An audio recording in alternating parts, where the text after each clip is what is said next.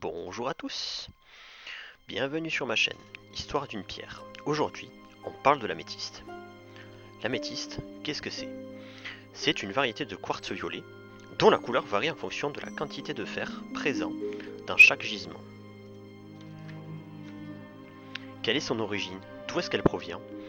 Essentiellement du magma de roche basaltique, pauvre en silice, et se forme aussi dans les intrusions de granit et de pegmatite. Sa roche en fusion se cristallise entre 75 et 195 degrés, c'est-à-dire à basse température. Où en a-t-on trouvé?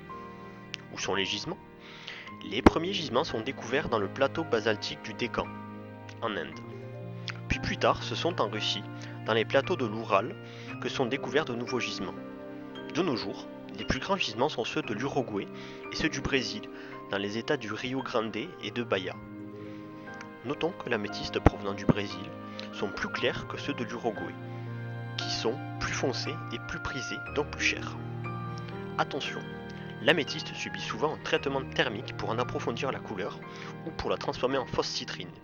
Certains vendeurs, peu scrupuleux, n'hésitent pas non plus à faire passer des améthystes de basse qualité avec des inclusions pour de la cacoxénite et de la Super 7, non commerciale, pour toujours plus de rentabilité.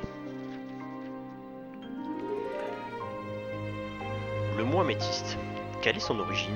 Quelle est son étymologie? Le mot vient du grec améthystos, qui veut dire qui protège de l'ivresse. Elle aurait donc été nommée ainsi, car sa couleur rappelle celle du vin coupé à l'eau.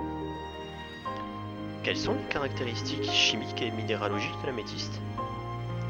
Elle est classée chimiquement avec les silicates et les tectosilicates. Elle fait partie de la famille des quartz macrocristallins et sa formule chimique est SiO2. Elle est composée de dioxyde de silicium, sa dureté est de 7 et sa forme principale est prisme hexagonal.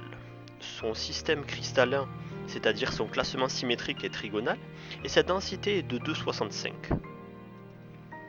On observe également que les améthystes perdent leur couleur à la lumière du jour. Nous allons maintenant voir les couleurs et les formes que peuvent prendre les améthystes en fonction de leur provenance et de leur forme.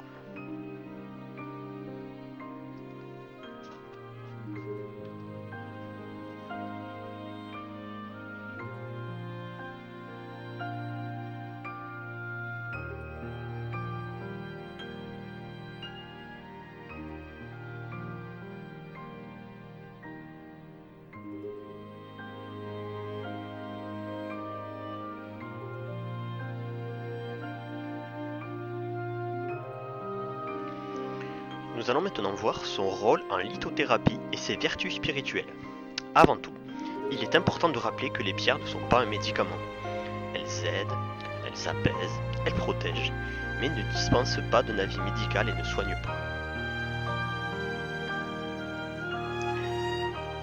L'améthyste est reconnue pour diffuser le calme, apaiser l'atmosphère d'une pièce, améliorer la qualité du sommeil et calmer les maux de tête. Elle lutte également contre les addictions. Les améthystes servent également à recharger les autres pierres de même colorimétrie. Voilà, c'est tout pour l'améthyste. Bonne journée. Et n'oubliez pas le pouce bleu et de vous abonner si la vidéo vous a plu. A bientôt pour une prochaine vidéo.